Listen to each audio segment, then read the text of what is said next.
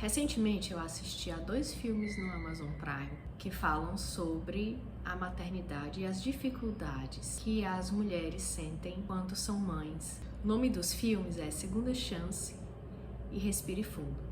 Esses 2 filmes me fizeram pensar sobre a dificuldade que essas mulheres passam ao se tornarem mães e as dificuldades que muitas vezes essas mães vivem de forma silenciosa. A maternidade, na nossa cultura, ainda é vivida de uma forma romantizada. Ainda é percebida na nossa sociedade como algo bom, algo maravilhoso, uma bênção divina. E muito pouco se fala sobre as dificuldades emocionais e físicas que essas mulheres sofrem no momento em que elas se tornam mães, como a privação do sono, a privacidade que essas mulheres perdem, dentre tantas outras questões físicas, psíquicas e emocionais que a maternidade acarreta. Uma mulher que decide dedicar o seu tempo exclusivamente à maternidade sofre de uma exaustão física e emocional.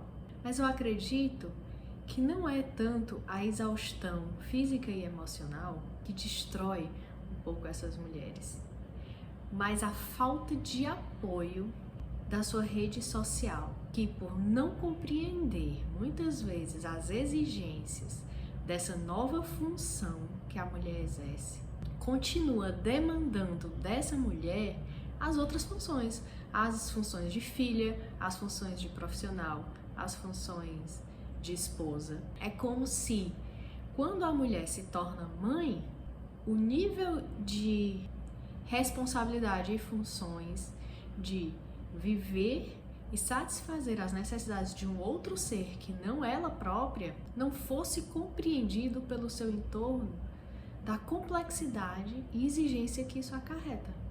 E as pessoas continuam querendo que essa mulher tenha uma vida social, que essa mulher, poucos meses depois, já possa voltar para o mercado de trabalho da mesma forma como ela produzia quando ela saiu, que essa mulher exerça as funções de esposa, de dona de casa ou de orientadora da casa da mesma maneira como ela exercia antes. E é isso que se exige dessa mulher. E isso leva a um estado que não dá para descrever em palavras o que acontece com essa mulher, mas é um estado de exaustão, do qual ela nem ao menos se sente confortável em partilhar isso com as outras pessoas, porque ela se sente inadequada, ela entende que ela deveria estar fazendo tudo muito bem feito e que se ela não está fazendo, o problema é dela, mas não é. O problema é da falta de apoio que essas mulheres recebem para cumprir a função de ser mãe, que é extremamente exigente. Sentir desespero, medo, angústia e vontade de sumir e de que as coisas voltem a ser como eram antes, não é só muito comum como normal.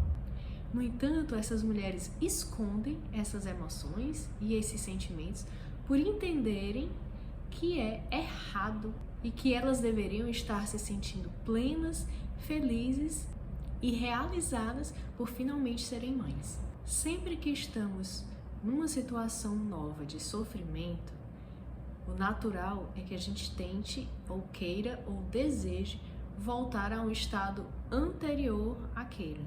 Um lugar em que a gente entenda que era menos sofrido. No caso dessas mulheres, antes do bebê nascer.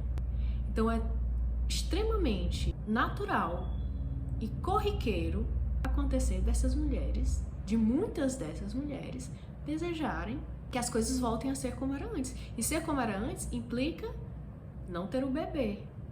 No entanto, socialmente falando, isso é muito feio. É como se a mãe quisesse assassinar o seu filho. E não é isso. Ela só quer parar de sofrer. Parar de se sentir exausta. Parar de se sentir esgotada. E para isso, essa mulher precisa de suporte.